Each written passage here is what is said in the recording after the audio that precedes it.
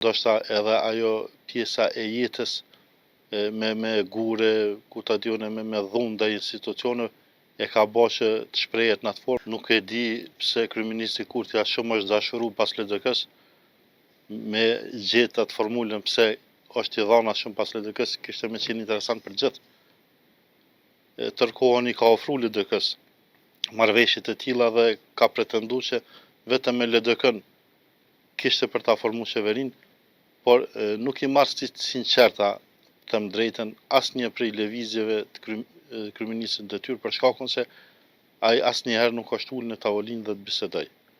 me asnjërin prej tyre. Ka përdor terminologji, ka përdor fjalë fyse të cilat ne si shoqëri ende jemi shoqëri e moralit e personalitetit, që i ruajmë pak karakter, pak personalitet. E pam edhe rastin e fundit me deputetin dhe qytetarin i cili e fyeti derisa ai ishte duke dhënë intervistë. Këtu mundëm me pa se ne ende mundohemi me rujt personalitetin ton dhe fymja është kogja e rëndë dhe paguhet. Kam menduar se do të ndodh me rastin e paraqitjes së kryeministrit në detyrë me atë fjalën hyjvan, kam menduar që ka më ndodh ndoshta edhe ndonjë përleshje fizike, po fatmirësisht nuk ka ndodhur, për shkakun se është një fjalë e rëndë për qytetar, edhe nëse e flet atë fjalë ti po i drejtohesh shumicës së qytetarëve që nuk të kanë votuar.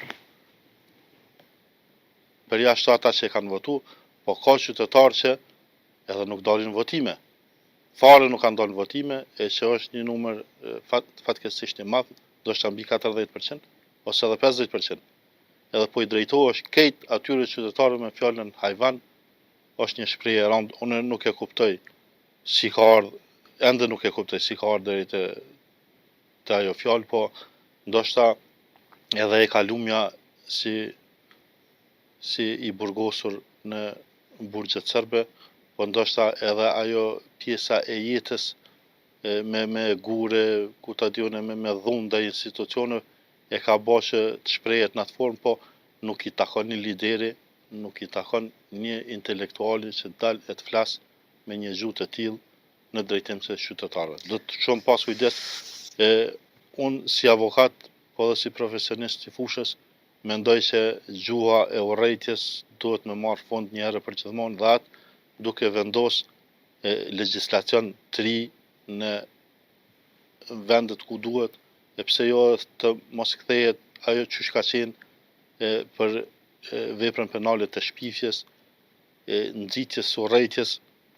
dhe ata që nxisin urrejtje nëpër rrjete sociale, po edhe ata që qofshin që janë politikanë të kalibrit të tillë, pse mos të marrin dënime të merituara, dhe një herë për gjithmonë t'i shohim garat politike si diçka normale, dhe ata që janë më bindës t'i fitojnë, e jo asnjëherë duke i tmerru qytetarët me lloj-lloj deklarimesh, me lloj-lloj shpifjesh e cytjesh, nxitjesh që janë shumë të rrezikshme për harmoninë mes qytetarëve.